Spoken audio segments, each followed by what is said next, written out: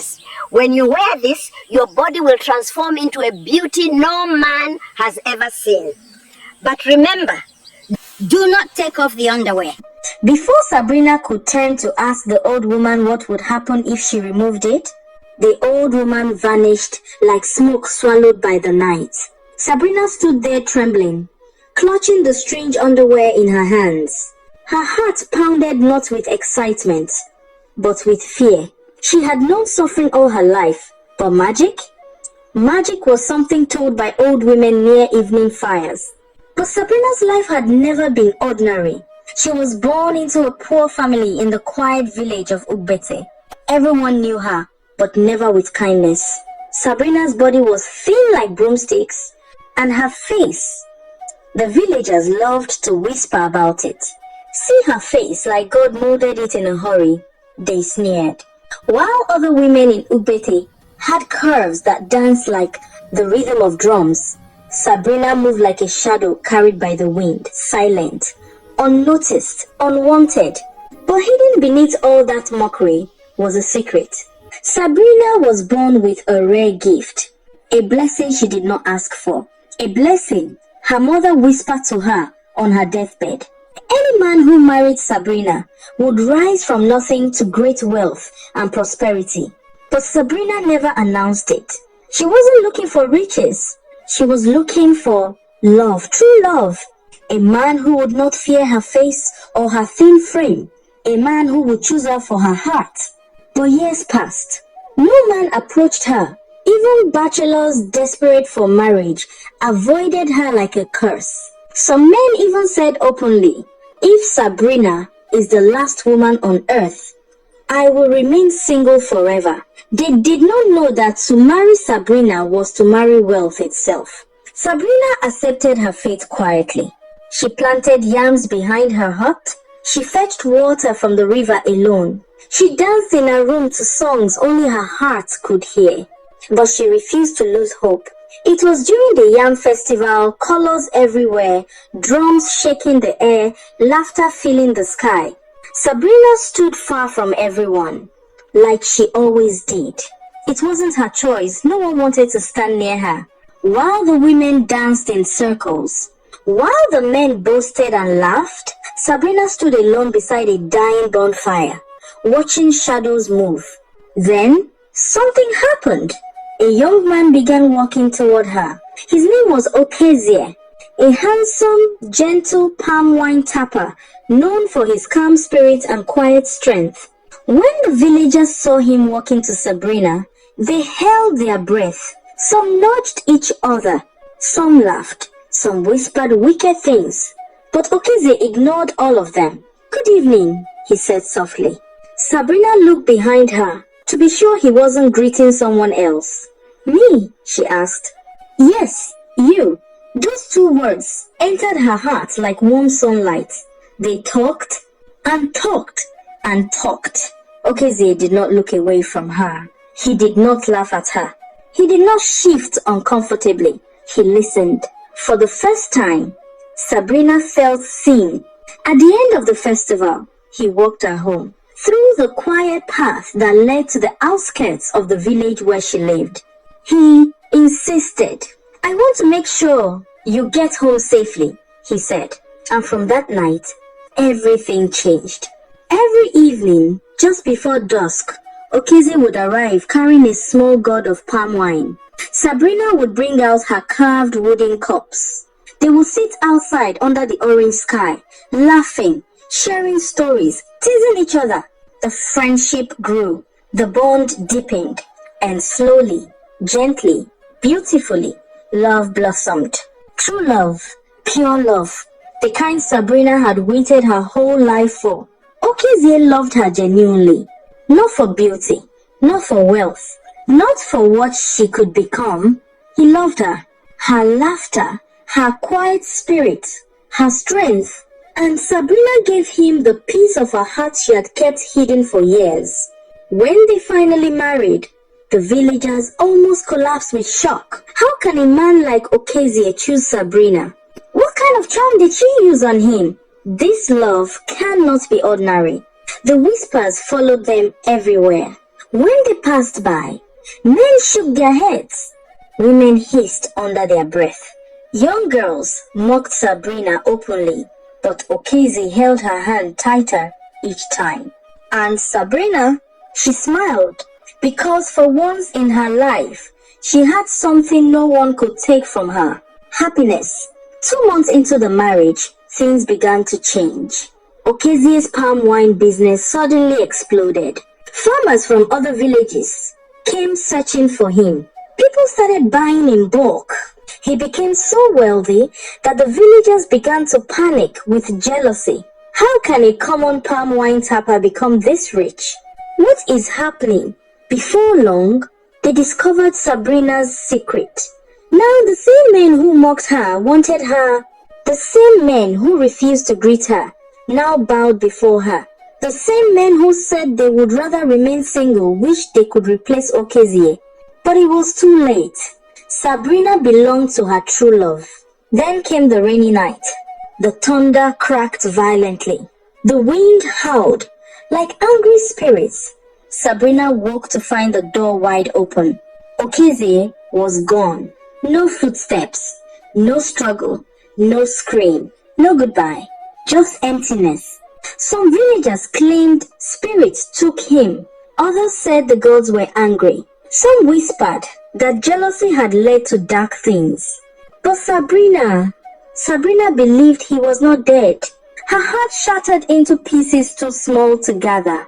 After 2 lonely years without Okezie, Sabrina's life changed in a way no one in Ugbete had ever imagined.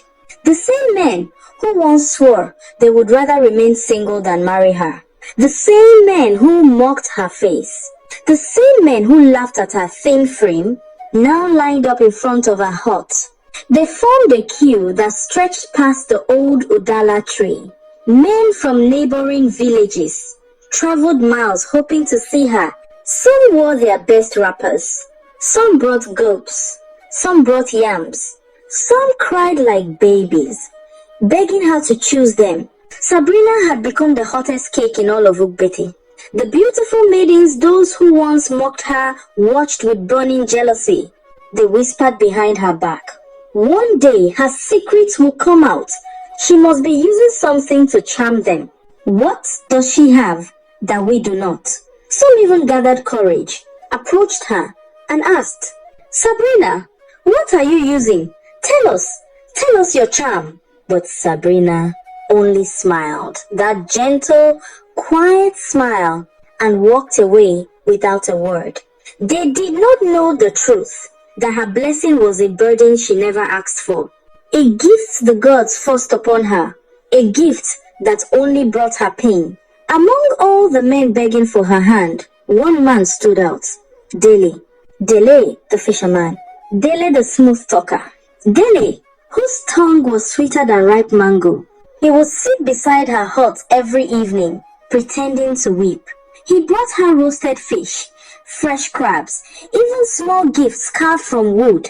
Sabrina, he said one night, wiping fake tears, my heart beats only for you. Let me love you. Let me replace your sorrow with joy. Sabrina's heart was tired of loneliness, tired of being an object of mockery, tired of waiting for Okezie who never returned. So after many months of sweet words, after so much gentle attention, she agreed. She married Dele. Dele pretended to love her, pretended to cherish her, pretended she was his blessing from the gods.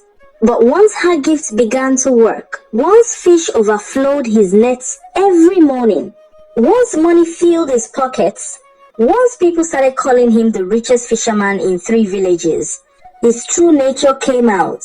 He stopped coming home early. He stopped eating her meals. He stopped sleeping beside her. Then one hot afternoon, the truth exploded through the village like fire.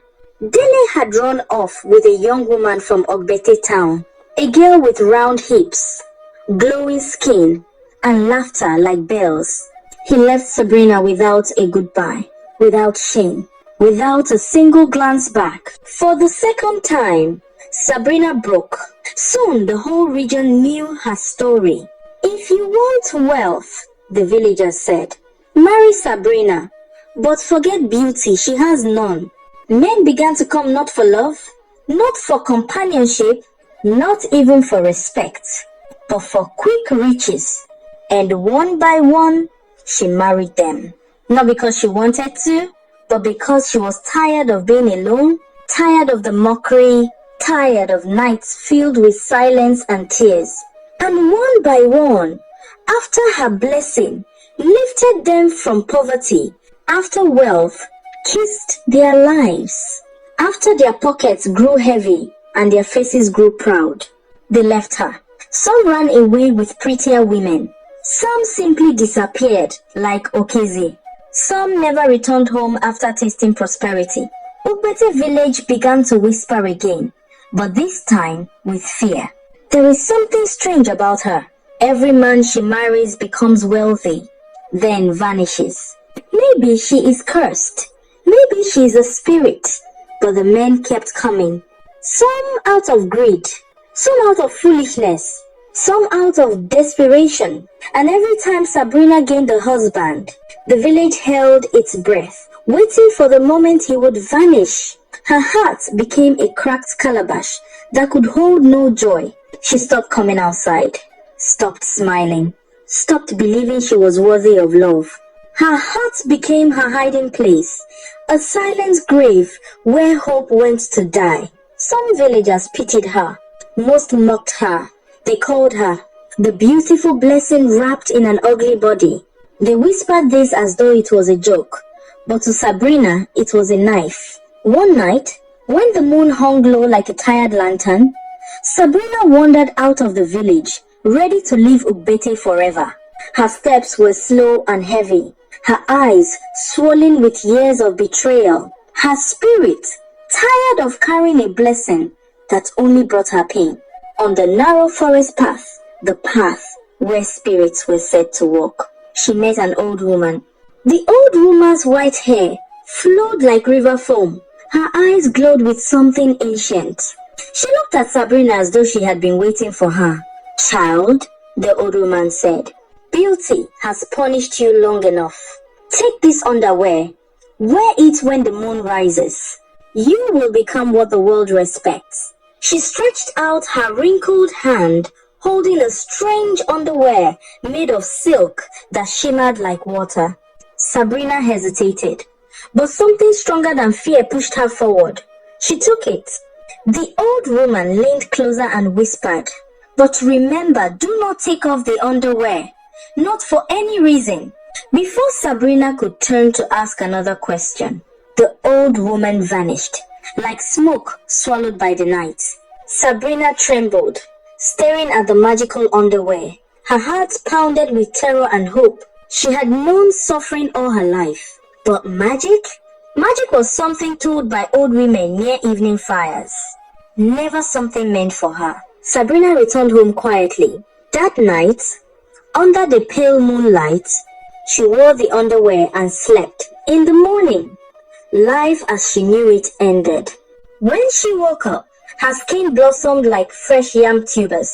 Her shape curved like a goddess carved from pure light. Her face glowed like morning sun dancing on river water. She became a beauty no eye had ever seen. Even the birds outside her window gasped, their songs posing in disbelief. The moment she stepped outside, the entire village stopped breathing. Men carrying firewood dropped them. Women pounding yam forgot to move. Children stood frozen mid-play. Some screamed, some fainted, all stared. The woman they once mocked, the woman they called ugly, the woman they avoided, now stood before them like a goddess descending from the sky. Sabrina was stunning beyond imagination. Suddenly, every man wanted her, not for wealth, not for blessings, but for her beauty. They brought yam tubers, they brought jewelry, they knelt, they begged. But Sabrina only smiled a small, secret smile, because the old woman's final words kept echoing. Beauty is a gift, but it always collects a price. And Sabrina knew this transformation had a dark secret, a cost she did not yet understand. But one thing was sure, this time, Sabrina would choose her destiny, not be used by it. The first man she agreed to marry was Chief Okeke, the richest man in Ugbete. He owned 10 plots of land. He had flocks of cows. He was the only man in the village who owned a car, and his mansion sat at the center of the village like a palace. Chief Okeke had always ignored her when she was thin and unwanted, but now he pursued her like a hunter chasing a rare animal. He said to himself, "If I marry her, my wealth will increase and I will marry the most beautiful woman in the village." He promised her everything: respect, protection, riches, anything she desired. Sabrina, tired of being alone, tired of men who only came for her blessing, chose him. For 2 months, the marriage seemed peaceful, but then everything changed. 2 months into their marriage, Chief Okeke's life flipped upside down like a canoe caught in a storm. His cows died one after another. His lands were taken by creditors. His business collapsed. His car broke down beyond repair. His wealth evaporated like dew under hot sun. Soon, feeding in his house became a struggle. Sabrina watched silently as the once proud chief became a shadow. One morning, the villagers awoke to a shocking sight. Chief Okeke, the wealthy man they once admired, now wandered around the village begging for food like a madman. Tattered clothes, dusty feet, wild eyes, begging for scraps. Ugbete gasped. People whispered, "What kind of beauty is this? Why did wealth leave him? What does Sabrina carry?" But Sabrina said nothing. She only watched because deep in her heart, she knew. The price for her new beauty had just begun to reveal itself. Chief Okeke's force spread through Ugbete like wildfire. Behind mud huts, under mango trees, beside evening fires, the villagers whispered with trembling voices. Not with mockery this time, but with fear. Her beauty destroys. Her blessing has turned to curse. What kind of woman is this? But Sabrina remained silent. She watched the once mighty chief, a man who once dined with kings, a man whose footsteps once made men salute, now roamed the village barefoot. His wrapper hung on his waist like rags. Saliva gathered at the corners of his mouth. He begged for Gary like a madman who had forgotten yesterday's glory. Children threw stones at him. Women chased him away with brooms. Men shook their heads, whispering curses. But only Sabrina knew the truth. Chief Okeke's downfall began the moment he married her. The same blessing that made Okezie rise, the same gift that lifted Delhi before betrayal, had now twisted into something darker, something alive, something hungry. And in her heart, Sabrina knew the truth she feared to say.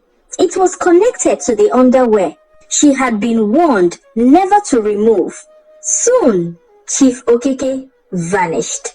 One morning, he simply walked out of Ugbete, and no one ever heard of him again.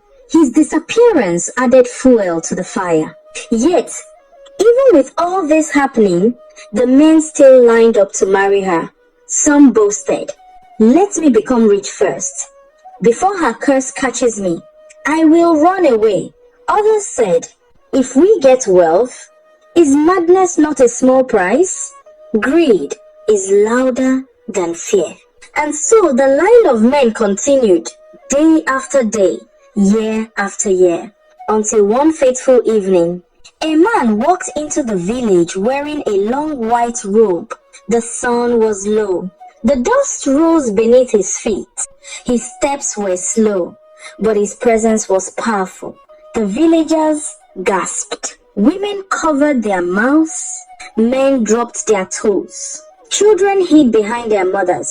When he drew closer, the shock hit the entire square like thunder.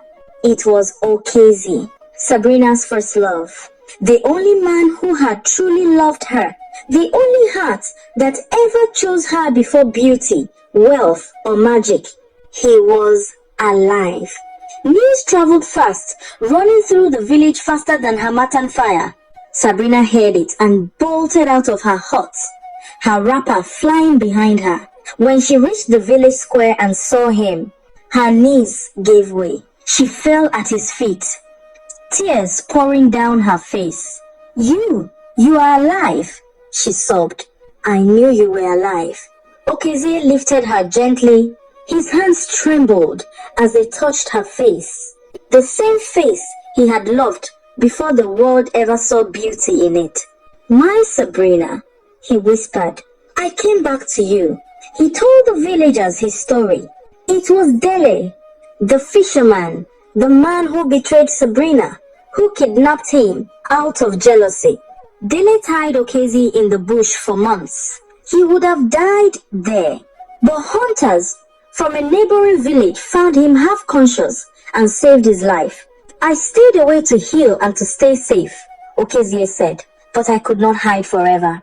I had to come back to the only woman I have ever loved. Sabrina's heart trembled. She wanted to run into his arms and never let go, but she knew the truth. If she accepted Okezie, the curse would strike him too. He would become like the others, lost, broken, destroyed. And Sabrina would rather die than bring pain to the only man who had ever loved her. So she did the only thing she could. She returned to the forest, the place she first met the mysterious old woman. The wind was cold. The trees whispered secrets. And there, under the old Iroko tree, the old woman appeared again. Sabrina dropped to her knees, sobbing. Please, take back the underwear. Take back this curse.